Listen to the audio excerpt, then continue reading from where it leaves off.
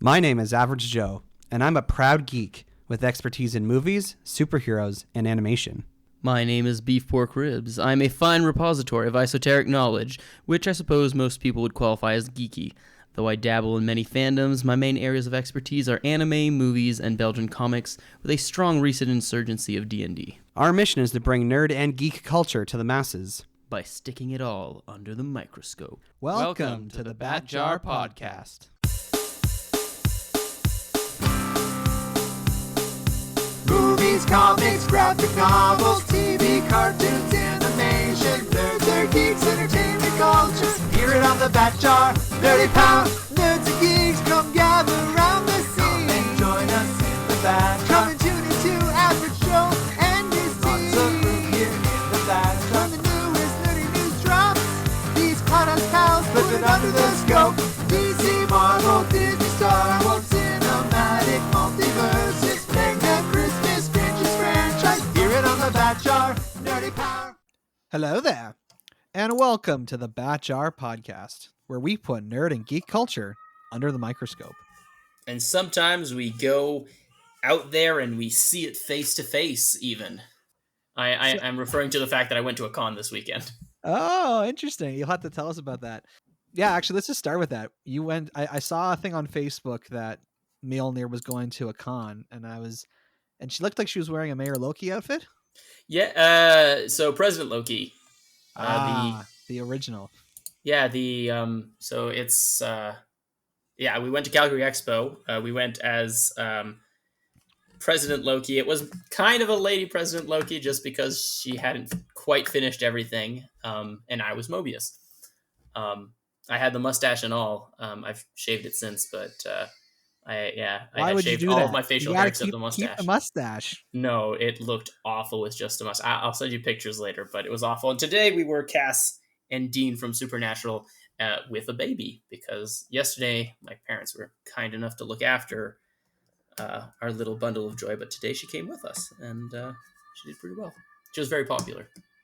I can imagine. And we still haven't settled on a podcast name for this baby, have we? Jam Jam. Jam Jam. Okay. It's what does that a mean? Terrible nickname my sister has made up for her, but apparently it's catching on, and apparently her cousin, my daughter's kids, have started referring to her as the Jam Baby, but in French, so le bébé confiture. So I guess she's stuck with it, at least with with some of my family. Okay, well, at the very least, she can be JJ. We can call her JJ or Jam Jam. I think Jam Jam is better, but still. Yes, but you know how I'm sometimes AJ when people don't feel like saying Average Joe. We can say JJ when we don't feel like saying Jam Jam. Yeah, I suppose so. So what was it like going to a con with... I guess you live in Alberta where there were fewer restrictions, but did it feel like it used to feel? I mean, I'm not the hugest fan of cons, to be honest, but it did feel like everybody had a mask. A lot of people, managed to originally with originality included into their cosplay, which was pretty cool too. But other than that, no, it was pretty similar to other cons. To be fair, I've only been to two cons in Ottawa before that, so I mean, there were some pretty. There was still presentation, there were still panels. Again, we had to wear masks, but it was pretty apparently, and this is the thing, apparently this con, they had diminished the amount of people they let in quite significantly from where it had originally supposed to be. And so I guess this con usually is jam-packed because it still felt like there were a lot of people there. Interesting. And who was the most famous person there? Either John Barrowman or Dante Bosco. Oh, Dante Bosco. I'd love to see him. Yeah, that was the highlight, was the Q&A with him. Which I think the highlight of that was somebody asking him tips on how to do the voice of Zuko. And he pretty much said, I just talk. And started lamenting that he knew a bunch of voice actors much better than him and better at differentiation, but he just talks. I actually know a guy who sounds like Dante Bosco. It's kind of creepy, and he's obviously 30 years younger than Dante Bosco is, so it's not the same guy. But he's definitely on my list of people I'd love to. He probably has some great stories, between working on Hook and then the American Dragon and Yeah, and well, Avatar. apparently also something I did not know. He had done at least 2 or 3 other projects with Mako. Oh, interesting. And the first time they worked together was on a movie when he was 12, in which Mako played his uncle. So, What? What are yeah, the it was odds? an interesting thing for him that the first and the last time they worked together, he was his uncle. Well, glad to hear that you're able to go to cons again. I hope I'll have the chance to do that at some point. Pre-COVID, I had the habit of going to Fan Expo Canada every 3 years, so I guess technically 2022 would be when I would go again. So who knows? I know they are doing a smaller event in October in Toronto, but it's October's not a good time for me to go, so I'm not going. And it It's hasn't been three unfortunate. years yet. I got to follow my habits. We do have some Dooms delays, and one Ooh. of them, it's kind of like a Doom. And what's the opposite of a Dooms delay? A Doom, Doom Acceleration. Doom acceleration. A Venom Doomsday let Countdown. I don't know. Yeah, Doomsday Countdown. So Venom 2 is actually coming out 2 weeks earlier than we said last week. It's Of course it is. with the news that Shang-Chi did really well at the box office and has had the best second weekend hold for a movie in a long time. Venom 2 is now coming out on October 1st, 2 weeks earlier than it was before. Oh That's man. I think you're going to be in Ottawa when that happens, so we might end up getting a chance to see it together. I remember I have a 5-week-old baby, I so know, I know, I who will know. be less than 2 months at that point. So unlikely, but that would be great. That is the thing. It was the same thing with Shang-Chi. Shang-Chi, I was like, oh man, I actually want to see this in theaters, but now I have a baby. It's sad, but it's true. Yeah, and unfortunately for you, because Shang-Chi's done so well, it seems like they're going to be moving away from the simultaneous releasing on streaming and theater releases, at least for the fall. I mean, I don't think it's like it is unfortunate very specifically for me in my situation right now, but I think it's a good thing, and I think I enjoy the idea that it is going in that direction and kind of restoring the movie industry to where it probably should be. The fourth Hotel Transylvania movie has now been completely removed from the release schedule, and it's There going to was a be third one. apparently this fourth one is going to go straight to Amazon Prime because I guess Sony sold the movie to Amazon, so now it's an Amazon Prime movie for them to use. Yeah, I mean, I have Amazon, so I'm okay. As long as it's Amazon Prime is pretty steady between US and Canada, right? Not like Yeah, Netflix. seemingly. Yeah. Oh, speaking of which, because I have a baby that I have to look after and I don't sleep much, I binged the first almost 2 seasons of The Expanse since our episode on it, and I think it's living up to the hype. Oh, that's good to know. There's some movie called Lyle Lyle Crocodile, which I have no idea what this is. But it was supposed to have a release date next July. Now it's coming out next November. But in more interesting news, I guess the Furiosa movie, the prequel to the Mad Max, will be still a sequel to the original Mad Maxes, but it'll be a prequel to Fury Road. It was supposed Yes. to be coming out in June 2023. Now it's coming out in May 2024. Oh, that's unfortunate. That's one of the things I might actually care about watching. It just seems strange that the movie's like it's still almost 2 years from when the movie is supposed to come out. I can't imagine what delays they've run into that would mean they'd have to push it a whole nother year ahead. Yeah, it just to me it feels like they're greeting for the blockbuster cash in, which they may or may not get. I don't know, but although like because yeah, like you're talking about how, but some movies you were talking about like Top Gun is probably not going to age too well, and all the product placement and references might be aged, but like a Furiosa movie doesn't have any reference or shouldn't have any references in it other than to other Mad Max movies, right? Like it's one of those that I can understand. Like I don't agree with the justification of pushing it back, but at least you're not losing quite as much, and you haven't done marketing for it like James Bond. So, you know, it's sucky that it's being pushed back, but it's not that bad. One movie that was just removed from the release schedule when COVID started was the Bob's Burgers movie, and it now has a release date of May 27th, 2022. I've never seen that show.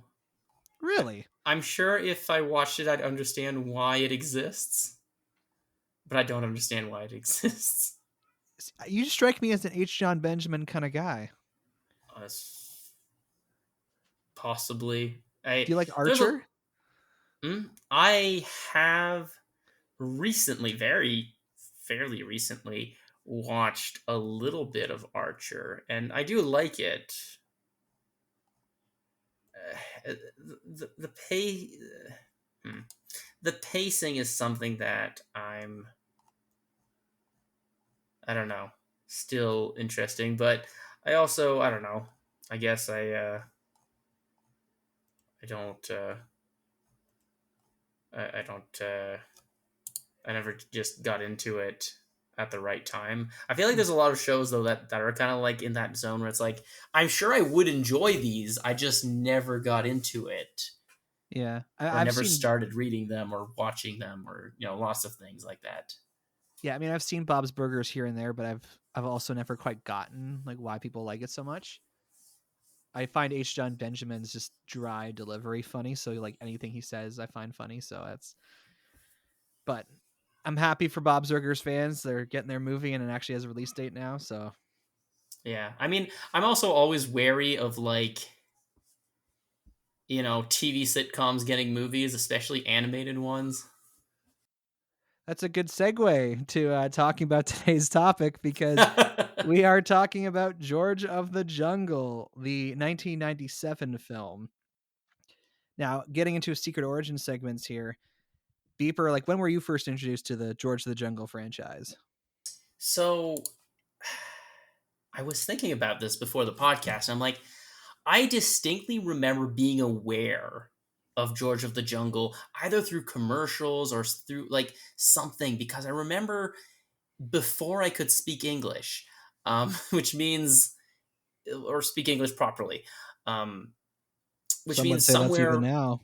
Yeah, you're funny, but somewhere between before I guess before grade 4 or 5, I used to sing the George in the Jungle song, and I used to be aware of its existence, even though I actually thought it was George Gigi Jungle, like George Gigi Jungle, because I did not speak very good English and I did not understand it, and I sang it that way, more or less phonetically. So I was like generally aware that there was this thing, and watch out for that tree. And there was a guy who was kind of like a Tarzan but clumsy. And then it took until I think maybe 4 or 5 years ago for me to actually see it, when my brother-in-law actually showed it to me, on the general basis that John Cleese is in it, and I love John Cleese. But also he really enjoys it as a movie. I'm like, oh yeah, sure. I've always wanted to watch this. Or a part of me isn't. It wasn't like actively on my list, but it was like, those really, really long lists of movies I should probably watch at some point that you probably will never get to because there's a more urgent one. It was in there. And so, yeah, then I watched it and it was good. I like the actors in it. I like the story. It's cute and it's funny, and it's a good 90s movie. Very aware of what it was too, which I like in movies. It wasn't trying to be the next Tarzan or anything extraordinary. Like, it knew what it was doing and it did it well, and it had fun with it. Mm. Yeah, I honestly, I feel like this was just a movie we got on VHS. I remember watching it many times as a child. And I think this will probably make you cringe, but I think this was probably my introduction to John Cleese. I'd never seen anything with him in it except, like, I mean, he's not actually in the movie. He does the voice of a character, but this was probably the first thing I ever saw that had John Cleese in it. To be fair, though, well, I mean, two things. One, didn't you watch Winnie the Pooh?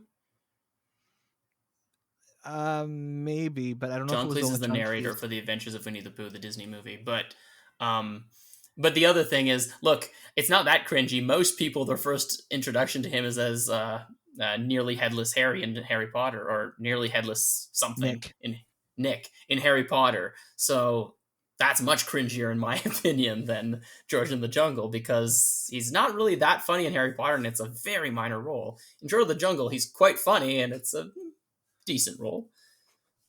I think this might, like, I hadn't ever seen anything with Tarzan in it before I saw George the Jungle, because the Tarzan Disney movie didn't come out till 99.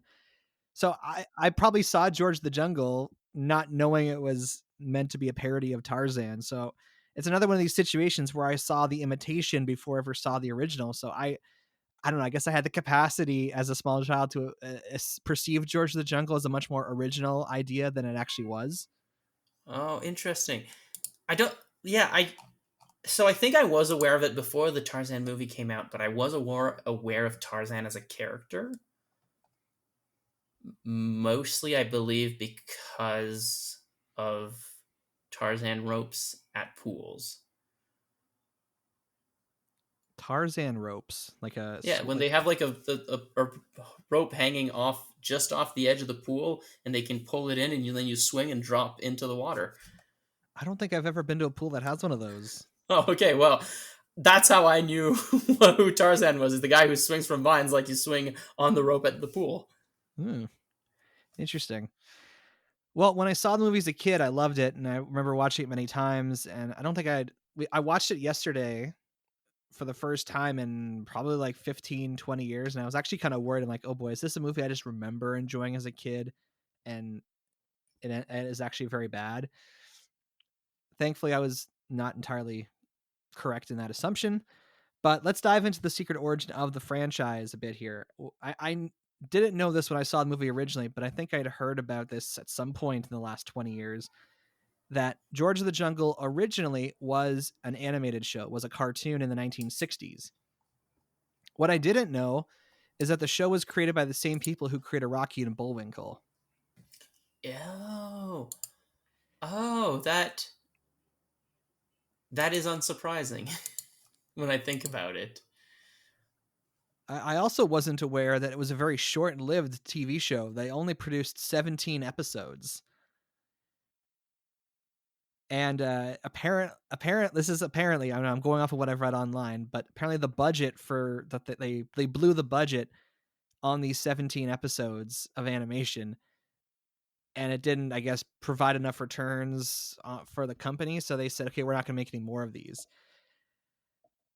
which is kind of, I find shocking, because I tried watching a little bit of it today on YouTube, and it doesn't seem, even for 1960s television animation, it didn't seem like anything spectacular. And even in those 17 episodes that were made, apparently George the Jungle, he was the title character, but he, kind of like an old comic book, he was only in the first part of every episode. Each episode was like broken up into 3 smaller stories, and there were like other characters completely unrelated to George the Jungle that like had time slots within it. Interesting. So you have to Sorry, imagine. I have a bit of a tangent, because this is something. How was the lip syncing in it? It was fine, I think. I mean, I only watched a few minutes, so I mean... Well, because that is something that was relatively new in the 60s, to do it fully. So that, I don't know, as a possibility of somewhere where the budget might have gone. Yeah, fair enough. The line art did seem very clean, so perhaps it was just actually making the movement consistent for the characters or something. But all that to say, it was a very short-lived TV show that apparently, like, the theme song, which is repurposed in the new, like, the 97 movie, is what it's most famous for. And I think that's probably why it held on in the pop culture zeitgeist, because that theme song... That's why I knew it. Yeah, it was in the back of people's heads. The one bit of trivia I like is that the final episode, it started airing in like the fall of 1967, and the final episode aired on my birthday, December 30th in 1967. So I now have some kind of special connection with the George of the Jungle franchise that I'm eternally grateful for. But if you really think about it, 17 times 10 minutes, that's like 170 minutes of original George of the Jungle content. That means that there's I don't know, just over not even 2.5 hours worth of George of the Jungle material for them to work with. 170 is almost 3 hours. Thank you. As it's been firmly established on this show, It's 2 hours and 50 minutes. I am not good at math at all. But anyway, if you consider that George is only in about 1/3, then it is about only, it is less than 1 hour of footage of him. Well, I was trying to do the math 17 times 10 because generally it's like a half-hour show.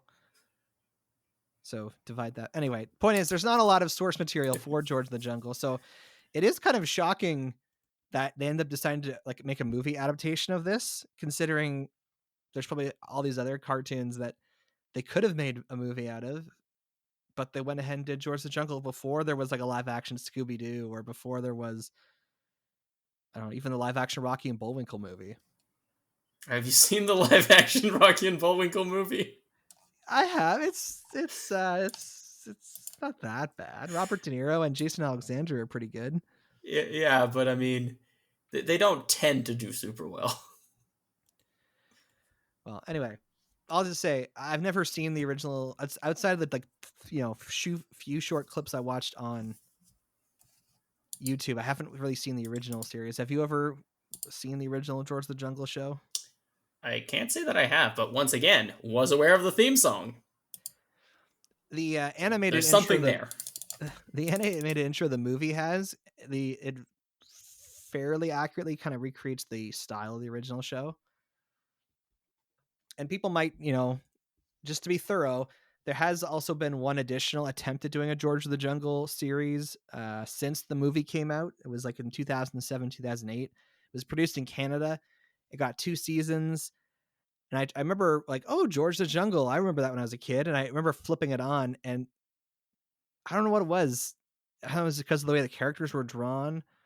Or like the George in that show just seemed so annoying. Like he seemed like he was kind of, I don't know, dumb in his unintelligence, if that makes sense. He kind of reminded me of a lot of anime lead characters who are like portrayed as being kind of really dumb and just don't have good social bearings around them.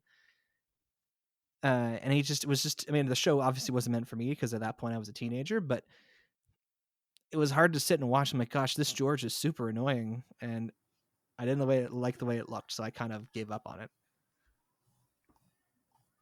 Yeah. I mean, no, it was just, it is a weird thing, like animation remakes, because they are theoretically easier to do, but because a lot of animation, especially cartoons, do rely a lot on their style rather than necessarily their content, it can be really hard to do. So it's, yeah, but I don't know. I think it was just clearly something was catchy enough, or maybe it was just that somebody liked it. Because you do get that sometimes. Just like there's one person in Hollywood who watched this as a kid and was like, this was great, and therefore makes a movie out of it. I don't know if that's what the case was, but I wouldn't necessarily think it's unlikely. So we're talking about George of the Jungle, the film that was released by Disney in 1997, because Paul Rouleau wrote into us telling us that his parents wouldn't let him watch this movie as a kid because they were afraid it would make him dumber. Like apparently they had a copy of it in their house and they like got rid of it because they didn't want, I don't know what they saw or what they had heard, but I guess this movie had a reputation that it was so dumb that it would make your kids stupider if they watched it. That is amazing. So he wanted us to examine the movie because he had never really had a chance to watch the whole thing. Huh. I mean, I feel like anything that name Brendan Fraser? Is that his name? Brendan Fraser, yep. Fraser, yeah. Anything that he's in on some level has a chance of making you diminish your brain cells, but not necessarily in a bad way. I don't know. Hey there, you clearly haven't watched Doom Patrol? No, I haven't, but I don't know. I really like him, but he has a way of being charismatically dumb that I could understand why people, not to the extent where I wouldn't let my kid watch his movies, but like even when he's playing semi-serious role. Like in The Mummy, he's not very serious, but like semi-serious, he still gets the goofy charisma off. And, which I think, to the credit of the movie, that was really good casting as him for George. And I don't know, I feel like that might be the reason why it was like, just because it did present as very silly. And so maybe his parents didn't realize it was supposed to be like that. Well, let's get right into it here. Beeper, give us the VHS tape description of George the Jungle. Coming to theaters July 16th. George of the jungle, strong as he can be. Watch out for that tree. Watch out for tree. George of the jungle, friend to you and me. Rated PG. A man raised by apes, or at least one voiced by John Cleese, falls in love with a rich, I believe she was rich, right? American girl, and hijinks ensue. I honestly don't remember that much of the plot when I think back on it. I remember things that happened in it, but I don't necessarily remember how they directly relate to the plot. But he falls in love with a rich girl, and there's a rich boy who's jealous? Question mark? Yeah, it's her fiance Lyle. Yeah. Oh, right. It's her fiance. Yeah. So it is justifiable in his jealousy. Yeah, and at one point he gets taken to San Francisco. Someone's trying to kidnap the ape named Ape, who's played by John Cleese. Hijinks ensue. Great description. Well, I do actually feel, though, that hijinks ensue is actually a good description because, like I said, I don't remember that many things being super plot relevant. Like, there's a lot of good jokes and the plot follows, but like, it's like, it feels more like jokes put in to make the plot move rather than a plot developed around jokes. Yeah, I mean, they could call this Fish Out of Water, the movie, because kind of like the first part is Ursula, the female character, out of her element and being a fish out of water in this like weird kind of jungle environment that George has created for himself. And then the movie shifts to him being a fish out of water in the United States. And then it kind of shifts to all these other people trying to navigate the jungle in the climax, being fishes out of water or apes out of the jungle, as you were. Now, you talked about Brendan Fraser's charisma, and as I was describing my experience with the newest George of the Jungle version, how I found that George so annoying, and that's what kind of turned me off from watching it. I think a lot of credit has to go to Brendan Fraser because like George of the Jungle is not a very intelligent person, and he has a lot of his dialogue is very broken English.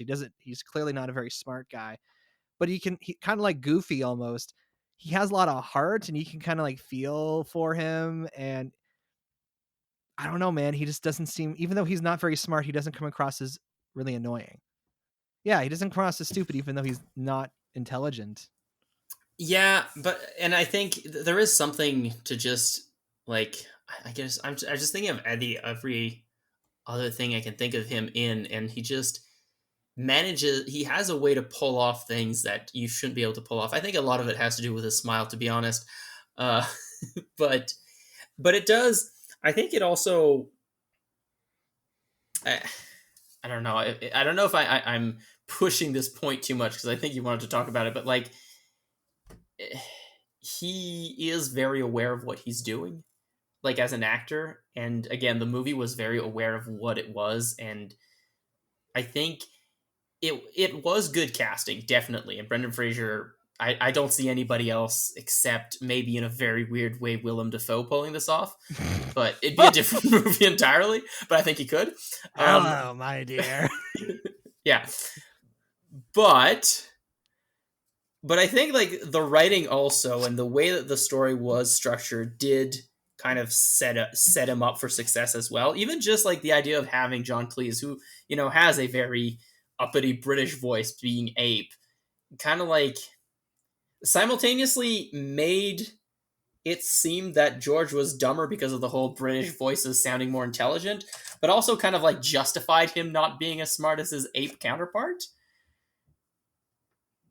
Like, and I think that, I mean, that's a little bit of a psychological thing, but I think also just the way it was written and the way it makes him interact with other people, and like, there's a lot of him being justified as being right, even though he wasn't actually right. He just did something that led him to the right thing. And so the misunderstandings end up in his favor most of the time, which also tends to, like, you don't get, the Michael Scott effect where you do something so embarrassing that people want to stop watching the movie. Everything that is embarrassing that happens to him works out for him still. Yeah, and of course, I guess the only real comparison you can make is Tarzan. So I think of portrayals of Tarzan I've seen, and often this is leaning into the comedy. So it's like, haha, what if a guy was raised by monkeys, and like, how would he talk and how would he behave, and you know, it just works. And I think you're right. The way the movie's written and the way it's structured and the way he interacts with other people kind of sell all that. I mean, the real star of this movie, in my opinion, is the narrator. Yeah, actually. Like, which also helps, right? Because he is very much on George's side. Yeah, and I was just thinking about this when I watched the movie yesterday, and I'm like, if they just cut out the audio of the narrator, this movie would like be so much worse. Like, it would not, half the jokes come from the way that it's narrated. Yeah, that's true. Because half the time the narrator says, "Oh, the character is going to do or worried about this thing." George told Ursula that he loved her, and then literally it goes George saying, "I love you," as if they're like repeating, as if he is like feeding them lines. And to me, like, from a, I don't know, movie making kind of way, it's very bad. It would be very bad screen rating, I suppose, but it kind of works as if this is like some kind of play they're putting on. Yeah, and I think that also kind of plays into like George, because I don't know, the more I think about it, the more it kind of feels like they made him have almost less agency to make the stupid things he does less about him. Because, like you said, the narrator does sometimes seem to be dictating what the story does rather than telling what's happening. And I think that also works to his advantage to be like, oh, okay, well, I'll do that then. Yeah, and this is probably the first time I ever saw a movie or a show where characters break the fourth wall. Because there's plenty of times where the characters have conversations with the camera, like they're acknowledging, "Oh, this is what you should do in a movie, so we got to do a thing," or characters are talking to the narrator and having a conversation with him, like that kind of stuff. I mean, maybe that's why this sticks out in my head from my childhood, because it was the first time I remember fourth wall breaking. Obviously, The Emperor's New Groove came out a few years later and did it much better. But things like Deadpool that are like predicated on breaking the fourth wall and talking to the audience now, that are super popular, I don't know if I would have as much appreciation for them as if it were not for George of the Jungle. Yeah, and he proved that it could work. Because, I mean, I believe the movie was fairly successful. I mean, it got a sequel, so it had to have done fairly well. We're not talking about the sequel, right? No, please, no. All right, but it is, as much as sequels tend to suck or not be done properly or with the right care, they usually only happen if a movie does well. Yeah, it came out around the same time as Men in Black, which was the biggest movie of 1997. So apparently it finished in second place behind Men in Black, and I think it definitely got overshadowed by that, which, I mean, that happens. What happens to the movie that comes out the same weekend as the biggest film of the year? Yeah, I mean, it's the eternal argument for Last Action Hero. Arnold Schwarzenegger movie, great Arnold Schwarzenegger movie, amazing movie, but it came out at the same time as Jurassic Park and is widely forgotten as a result. Oh, I didn't know that. The one line from the narrator that always has stayed with me. It's like from very early on in the movie, a bunch of people are on like a rope bridge, and someone's being a doofus and is shaking it, and a person falls off this bridge, clearly like falling to their death. And the narrator just says, "Don't worry, nobody dies in this story. They just get really big boo-boos." And then you see it just sort of cuts from him falling to his death to him at camp with some bandages on his head. Yeah. I mean, that's hilarious. I mean, again, this speaks to how this is a movie made for kids. And how Yeah, you're not meant to take it too seriously. Other than some of the things, it's not overly pandering to kids too, and it's tongue in cheek enough that parents are like, yeah, okay, this. I think every joke gets at least a begrudging laughter. Oh yeah, there were some adult jokes. I mean, like, Oh yeah, jokes yeah. for the I kill. mean, the jokes that were aimed more for kids still get like, Oh, I yeah. see what you were doing. It's good. Yeah, I mean, there's like there's about 4 or 5 different fart jokes, and I'm like, okay, like by the 5th time there was a joke about someone farting or peeing or poop falling into poop. I'm like, okay, yeah, like, being reminded this was made for kids. But some of the more like adult jokes, like I actually like laughed as an adult watching it, but I of course didn't even remember them being in the movie the first time because they're very typical adult joke. The words come on, you don't really understand it, and it goes right over your head. I mean, I've never seen it as a kid, so I don't know if it was that different. But I was a pretty oblivious kid to a lot of things, so probably. But speaking of the narrator, his name is Keith Scott, and I was like, this guy's voice sounds familiar. I wonder if I've heard of him anything else. So I looked him up. The guy's from Australia, and apparently he's like a super fan of Rocky and Bullwinkle and like that whole kind of era of animation, to the point that he like sent tapes of himself doing imitations of the characters to the company after the original creator passed away. And June Foray, who has since passed away, she was the original voice of Rocky the Bullwinkle. She like, I don't know how she got a hold of these tapes, but she showed them to like the daughter of the original founder, was like, look at this guy, he's like doing all the voices perfectly. And so he actually got hired to like do the voices of Rocky and Bull, or not Rocky, because June Foray was alive at that point, but for Bullwinkle and a bunch of other characters in a lot of their productions going forward from that. So he's like a super fan of this animation company, and I'm sure that probably helped him get this job as the narrator in George of the Jungle. And again, he just sells it. He has that even the timing for how he says the things. Like I tried impersonating him, albeit 2 minutes ago, and I definitely didn't get the timing right of his jokes. Yeah, I mean, delivery is hard. Just ask my wife. Oh. Oh wow. Speaking of I hope sound she doesn't effects, listen to this episode.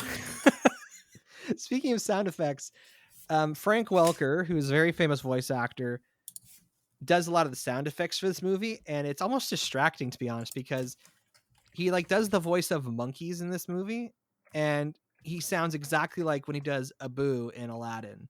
Like it's like the exact same sounds, and it's almost like Okay. is Abu the monkey in this? But you realize it's the same guy doing the voices, or doing the sound effects. And then there's scenes with the monkey where the music sounds almost like music out of Aladdin, to the point where it's like, I'm like, did the guy who did the music for Aladdin do this? And I looked at the composer and I'm like, no, it's a different composer. But I was like, maybe they intentionally tried to like recreate that kind of bonding moment with George and this monkey, and they got the guy who doing the voices sounds like Abu, and it's like maybe like maybe I'm giving them far too much credit, because this would have been like 5 years after Aladdin had come out. But it did strike me as sounding very similar, and I don't know, somehow it didn't feel like it was a ripoff, but it certainly like was trying to capture my nostalgia feels.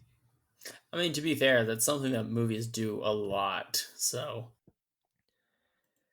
Things that aged well, watching it again for the first time in many, many years.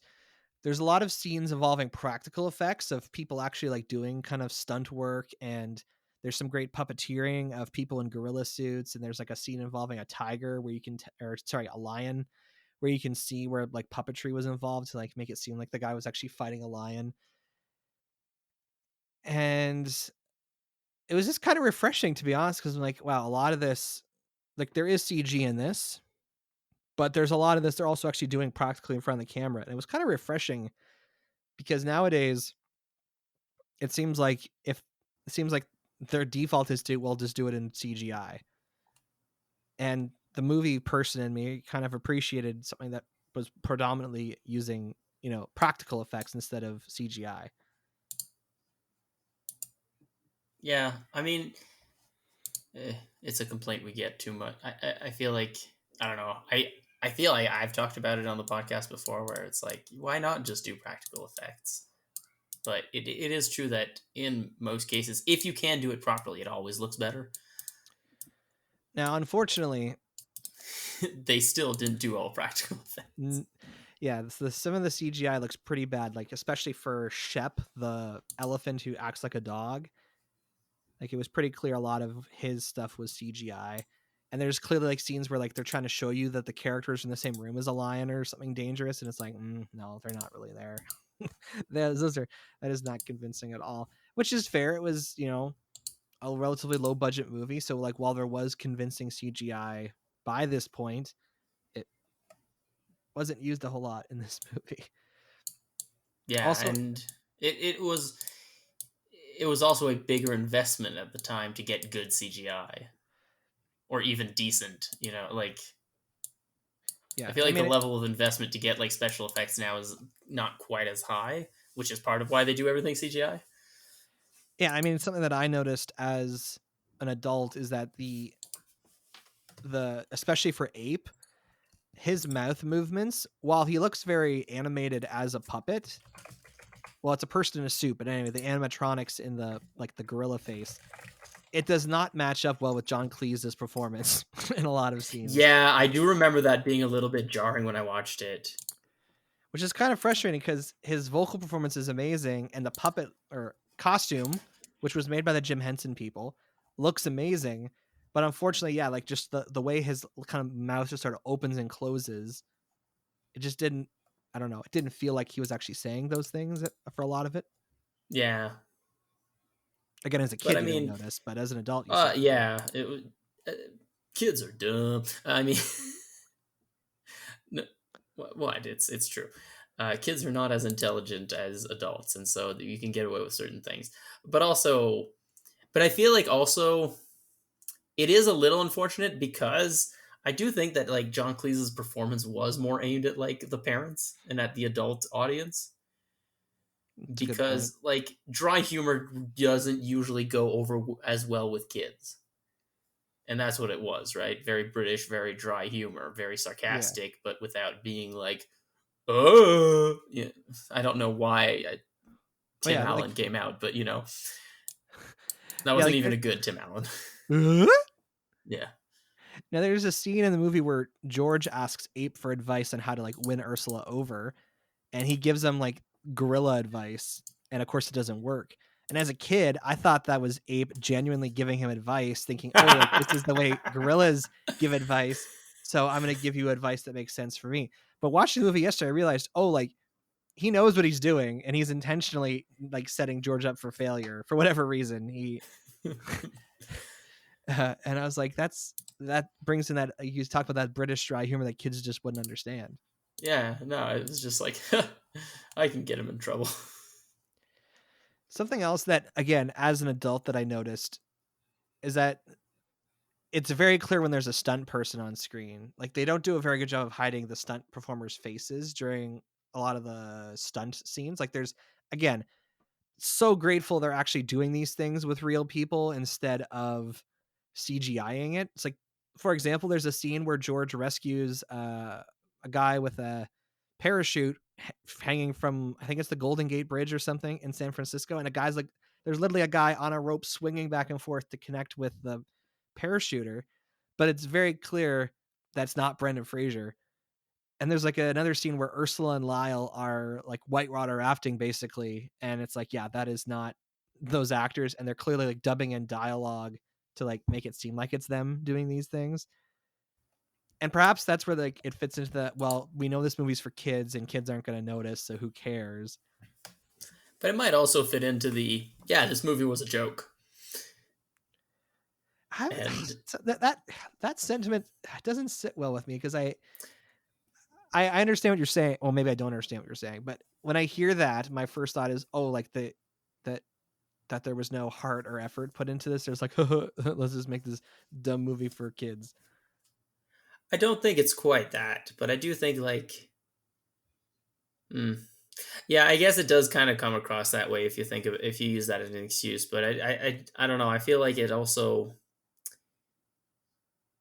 may have been produced maybe a little bit faster because they didn't pay attention to the small details like that.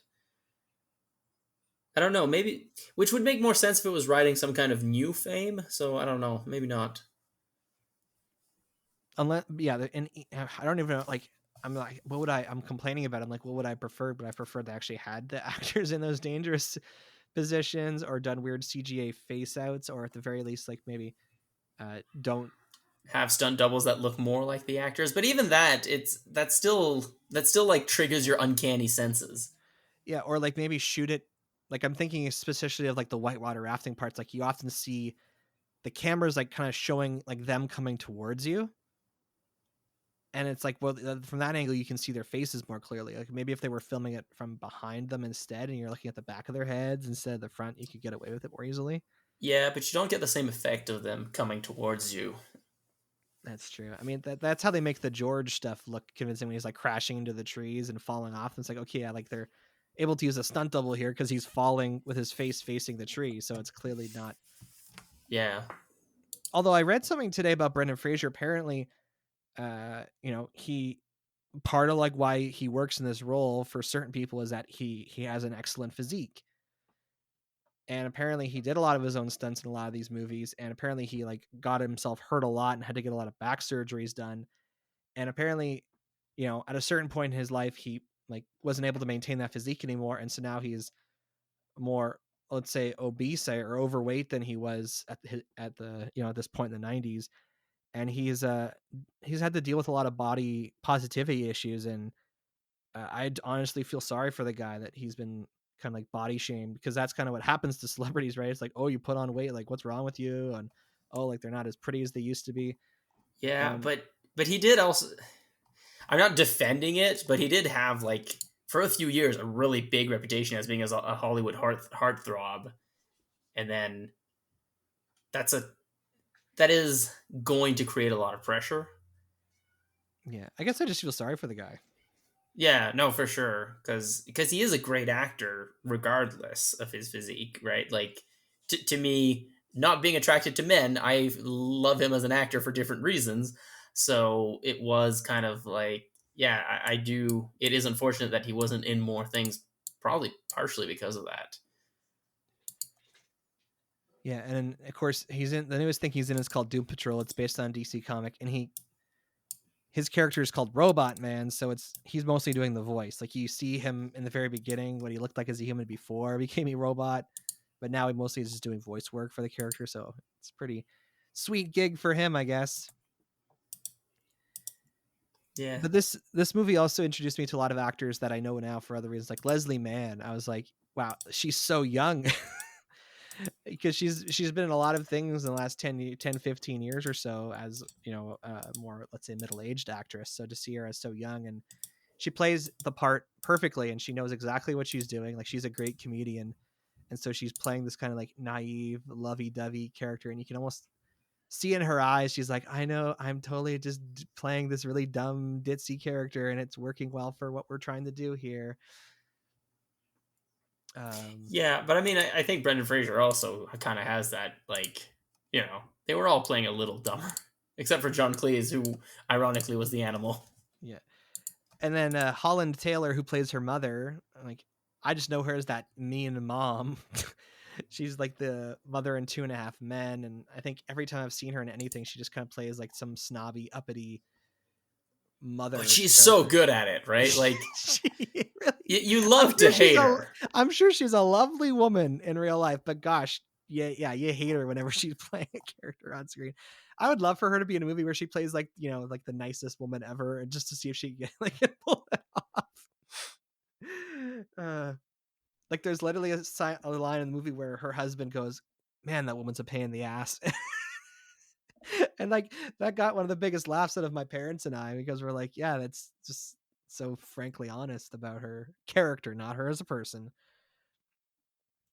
And Thomas Hayden Church. If I had never seen this movie, I would have been totally unprepared for Spider-Man 3, where he was Sandman. And who knows? He might be back in No Way Home. There's some of the moments in the trailer where it looks like Sandman might be making a reappearance. So more Thomas Hayden Church, maybe. I don't know. Apparently, he's the one actor who came back for the direct-to-video sequel. I'm like, why? Thomas Hayden Church, did you have nothing better to do in 2003? You and John Cleese. John Cleese came back to do the voice, and the narrator came back. But in terms of like actors you actually saw on screen, he was the only one who came back. Yeah, but I mean, to be fair, John Cleese has done a lot of things that weren't amazing, but that he clearly had fun doing, and I feel like that probably was one of them. Fair enough. So, I mean, I guess coming around with final thoughts here, I'm sorry, Paul Rulo, that your parents wouldn't let you watch this movie as a kid, because I liked it as a kid and I like it now. And it's like I think it's a great movie to show your kids, especially if you want And to I kind of don't believe introduce it's affected my brain capacity. maybe it's affected mine. Who knows? I mean, the jury's still out on that for me. But if you want to introduce your kids to, British humor in a very subtle way, if you want to introduce them to, movies and shows that kind of make fun of conventions of movies and shows, if you want to show them like something that breaks the fourth wall, if you want to show them Tarzan, I think it doesn't hurt to show them George the Jungle first as a more comedic version of the story, I suppose, so that they can take, like, I'm just trying to think, like, if you showed them this before the Disney Tarzan, it might be like, because that one, then like the Disney animated Tarzan, that gets pretty serious and emotional and stuff. So perhaps serving them like a light George of the Jungle appetizer would make the whole experience a little like easier for them when they get to the main course of Tarzan.